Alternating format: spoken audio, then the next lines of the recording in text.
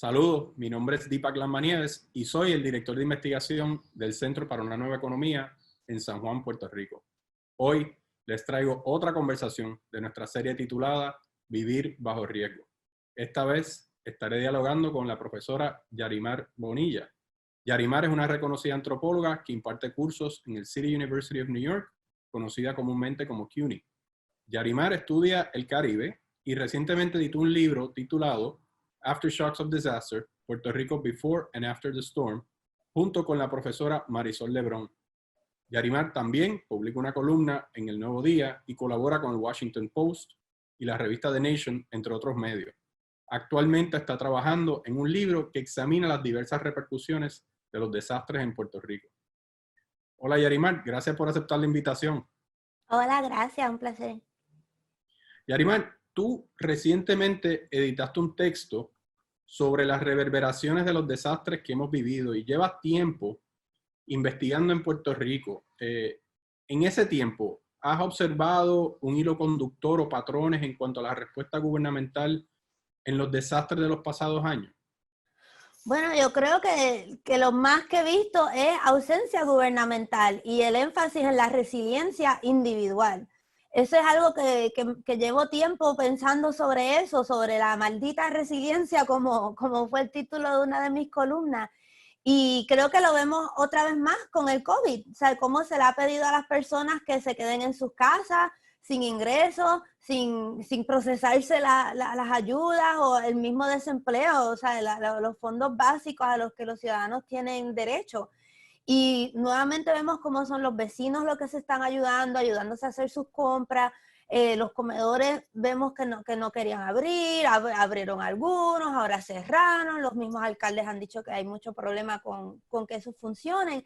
Así que para mí como que el hilo conductor es este constante énfasis en que somos los individuos los que tenemos que valernos por sí mismos. Y eso pues tiene ciertos aspectos positivos. O sea, es verdad que es bueno que seamos fuertes y que no nos desplomemos ante la primera crisis, pero también tenemos que pensar qué impacto tiene el pedido una y otra vez a que seamos resilientes y cómo eso va creando un desgaste, ¿verdad? Porque aunque nos estemos volviendo fuertes, eso no quiere decir que no nos esté impactando el estrés, que no estemos, ¿sabe?, como que sintiendo el desgaste emocional, el desgaste psicológico. Y los estudiosos de estos temas, por ejemplo, viendo el impacto a largo plazo de los estresores causados por la recuperación del desastre en Nueva Orleans después de Katrina, o sea, han encontrado que eso tiene efectos cognitos, ¿verdad? Hay algo que le dicen Katrina Brain, de cómo las personas que tuvieron esa exposición al estrés a largo plazo tiene efectos neurológicos, ¿verdad? Y ahora algunos de los que están estudiando por qué el COVID tiene unos niveles de muerte mucho más altos en las comunidades minoritarias, los afroamericanos, los latinos en Estados Unidos, o sea, están viendo que por un lado tiene que ver con acceso a salud médica, o sea, también acceso a viviendas donde puedan practicar distanciamiento social, acceso a trabajos donde puedan trabajar desde la casa, pero también están especulando que el estresor de ser una persona de color en Estados Unidos también te desgasta y hace que biológicamente tú tengas una edad más avanzada de la que tienes, ¿verdad? Lo cual sabemos que las personas de edad avanzada están en mayor riesgo del COVID. Así que aunque aquí nos celebramos mucho de que somos resilientes y se celebra que Puerto Rico se levantó y que respondemos a las crisis, que somos solidarios, y yo creo que eso sí es bien importante celebrarlo y ver cómo eso nos caracteriza como pueblo, no podemos dar por alto las consecuencias de esa resiliencia.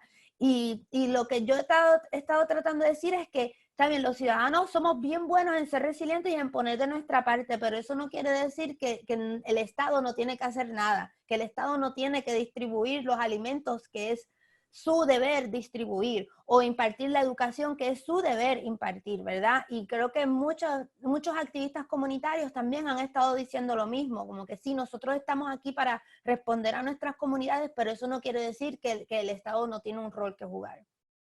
A mí sí me parece eso sumamente interesante porque hasta cierto punto la resiliencia puede llevar a resistencia, ¿no? Tú has examinado la respuesta de comunidades de diversos actores cívicos ante esa dejadez incompetencia y, digamos, hasta violencia gubernamental.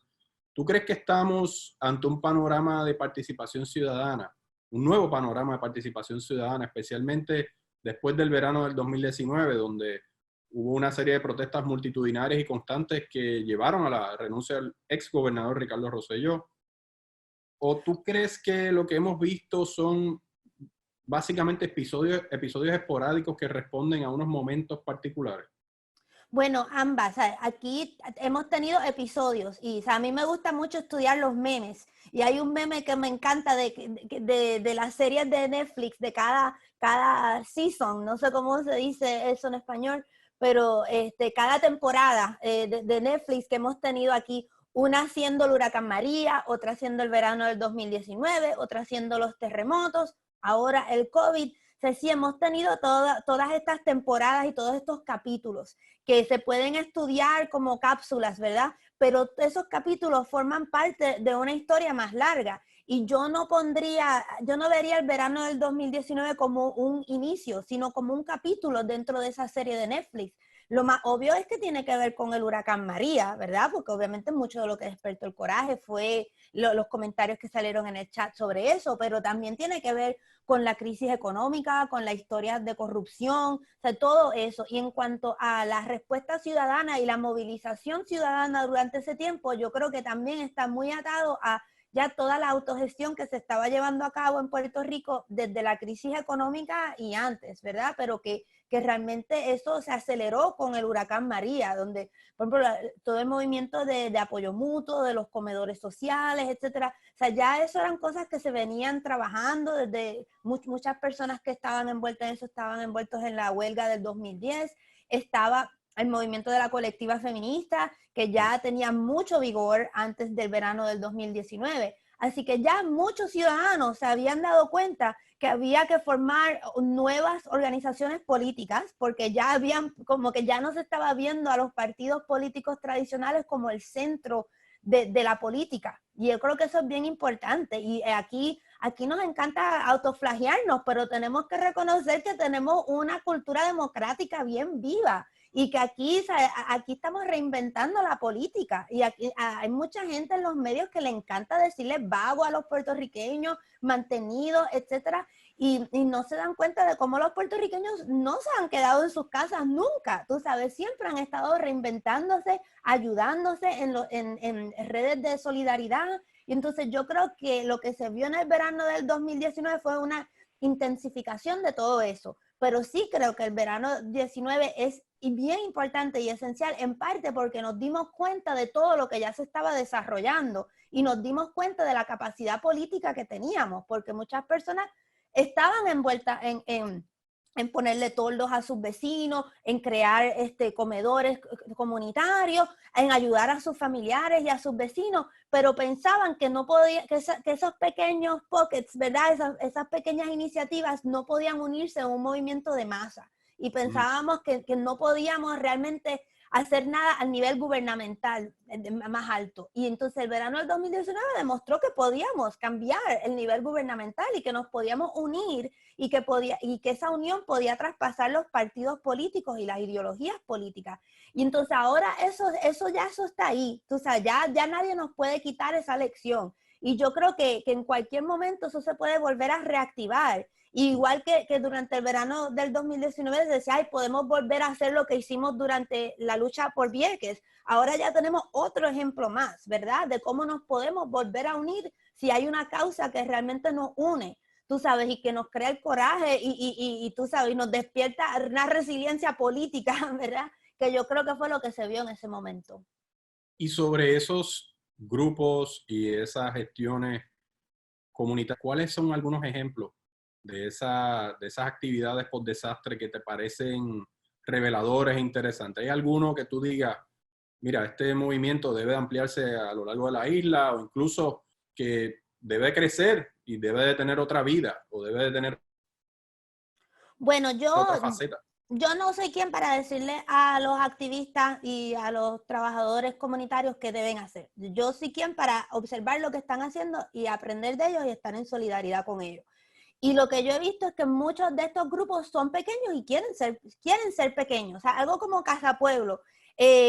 Parte de lo que les da su vigor es que está arraigado en una comunidad, ¿verdad? Y todo lo que ellos pueden hacer dentro de su comunidad y cómo sirve como un modelo para entonces crear otros bolsillos en otras comunidades. Así que yo creo que hay tantos movimientos, todos los centros de apoyo mutuo, que cada cual es bien diferente, cada cual opera de forma autónoma. O sea, yo como analista, ¿verdad? Como investigadora, yo lo que hago es observar patrones. Y el patrón que yo veo es que no hay un deseo de moverse y de crear un partido o un gran movimiento. Lo que hay es un deseo de crear pequeñas iniciativas a escala comunitaria, pero que se relacionan unas con otras en su visión y en su proyecto. O sea, hay una unión ideológica en el sentido de lo que se quiere para Puerto Rico, pero parece ser que como mejor se trabaja es a pequeña escala.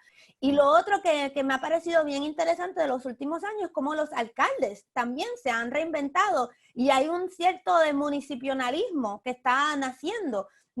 Y es interesante porque hubo un momento antes de María que se estaba hablando de eliminar los municipios, etcétera, y con María nos dimos cuenta que cuando el Estado general, ¿verdad?, del territorio está ausente, los alcaldes no se pueden ausentar de esa forma, ¿verdad?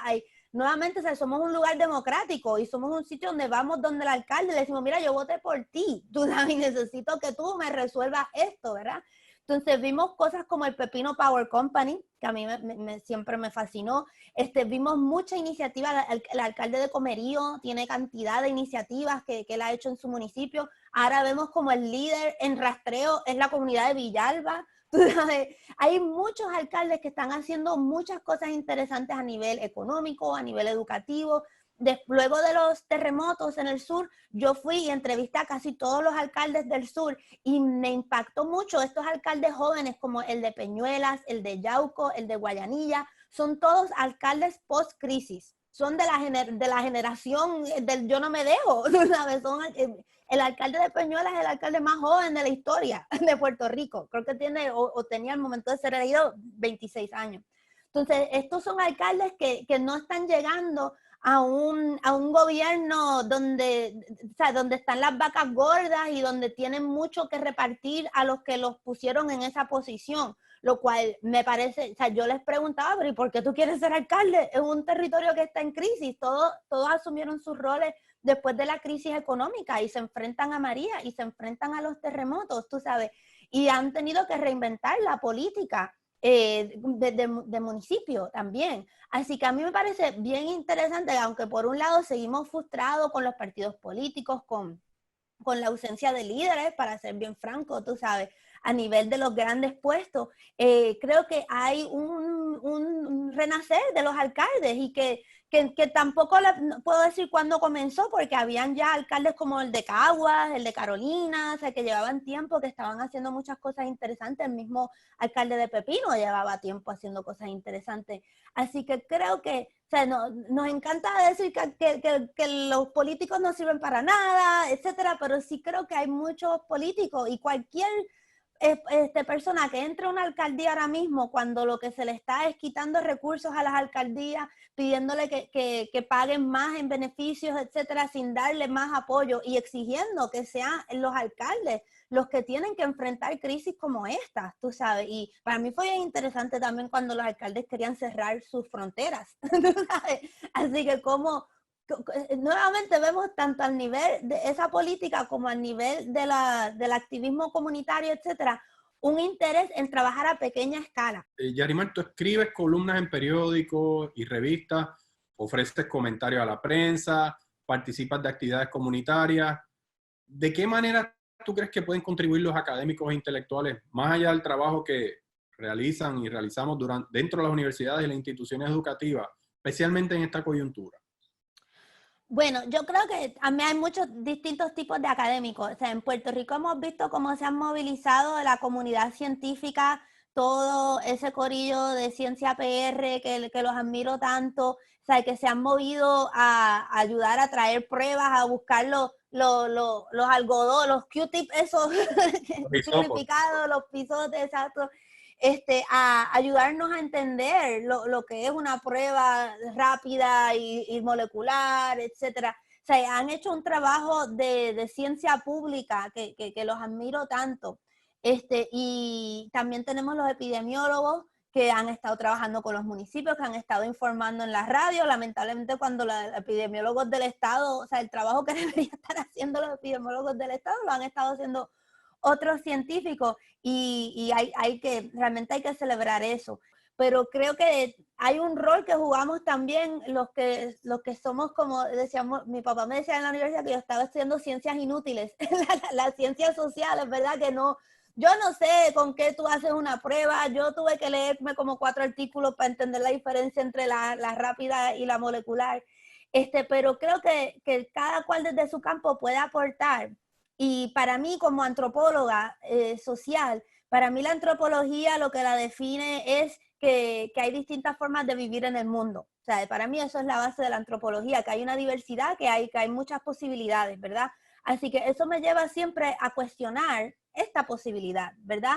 Y no tomar por sentado que hay una sola forma de actuar o una sola forma de existir en el mundo. Así que ahora, en el momento de la pandemia, creo que sí nos toca a los antropólogos mirar lo que está pasando en otras partes del mundo, cómo se ha manejado la pandemia en otras partes del mundo, y cuestionar algunas lógicas que se vuelven como de sentido común. Yo creo que los antropólogos somos muy buenos cuestionando el sentido común y diciendo, bueno, pero ¿por qué damos eso por sentado? ¿Y qué otras posibilidades existen o podrían existir, verdad? Y en el caso específico del COVID, yo creo que, o sea, aquí todo el mundo aceptó la cuarentena y el lockdown, porque entendíamos que nos iba a proteger necesariamente del virus, porque realmente el virus no es como un huracán, que tú te metes, pones las tormenteras y esperas que pasa. Tú sabes, aquí la cuarentena lo que hace es el aplanamiento de la curva, que no necesariamente reduce el número de muertes, simplemente lo extiende en el tiempo, ¿verdad? Si el gobierno no implementa medidas de salud pública, ¿verdad? Si todo queda igual, excepto la cuarentena, lo que estás haciendo es extendiéndolo en el tiempo, ¿verdad? Así que creo que ha sido importante ver cómo no tan solo eso no nos protege del virus, pero qué nuevos riesgos crea la cuarentena.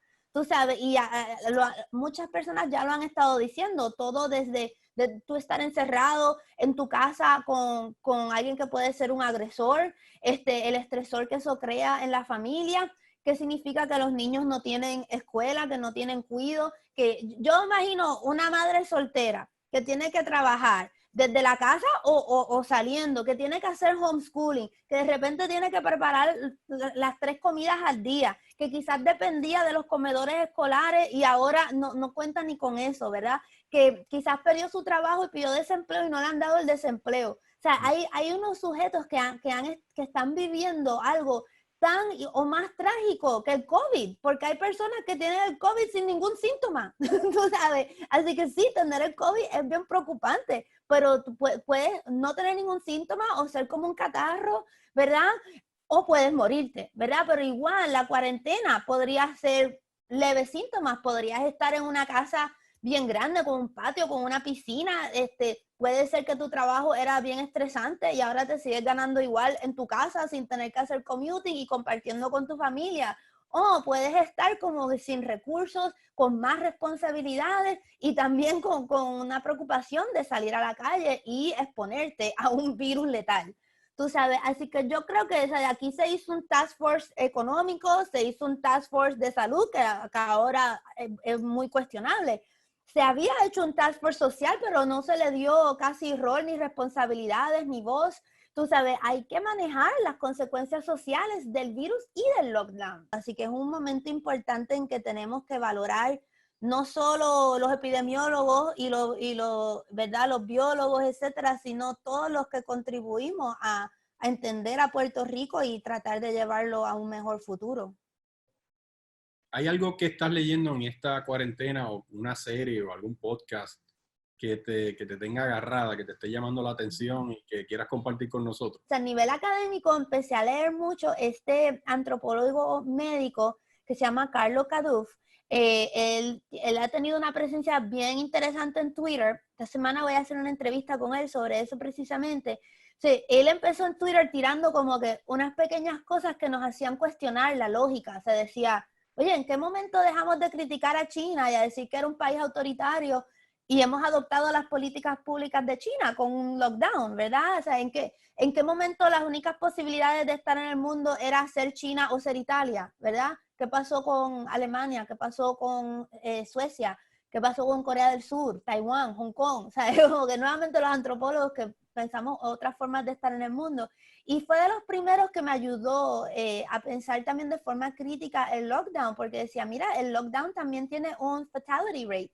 ¿Sabes? Hay gente que va a morir por condiciones médicas que no se les va a tratar, hay gente que va a morir a mano de agresores, hay gente que va a morir de hambre. O sea, él estudia la India, donde hay una población increíble, donde es muy difícil implementar un lockdown y donde hay una pobreza increíble. Así que también su libro, que el último que él había escrito, que se llamaba Pandemia Perhaps, era sobre una pandemia que nunca llegó. Entonces, parte de lo que a él le interesa es cómo, o sea, habían planes para una pandemia, o sea, y cómo todos esos planes se han tirado por la borda cuando realmente llegó esta pandemia. Y a la vez él dice que sí es la pandemia perhaps, en el sentido de que de repente todo se ha hecho posible. De repente cosas que se pensaban imposibles, como que Uber le diera tiempo, ¿verdad?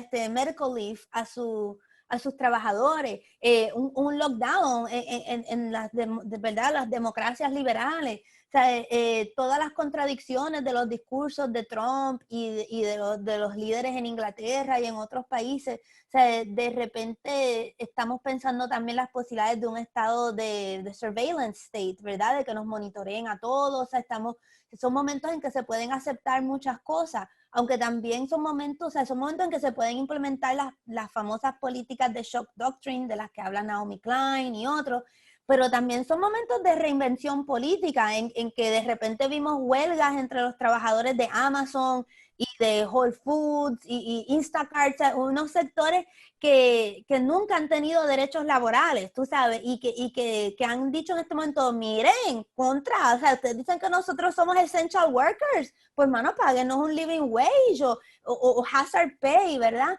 Y se aplaude, si se celebra a los trabajadores de la salud, pero se les ha quitado todo el financiamiento. Y parte de lo que habla Caduf también es de cómo toda esta escasez de máscaras y de ventiladores es porque se le había reducido la capacidad de la infraestructura médica por las políticas neoliberales y de austeridad alrededor del mundo. O sea, creamos unos sistemas de salud que eran incapaces de tratar una pandemia. O sea, eso lo creamos con políticas de austeridad, porque implementamos estas medidas como de just-in-time production, ¿verdad?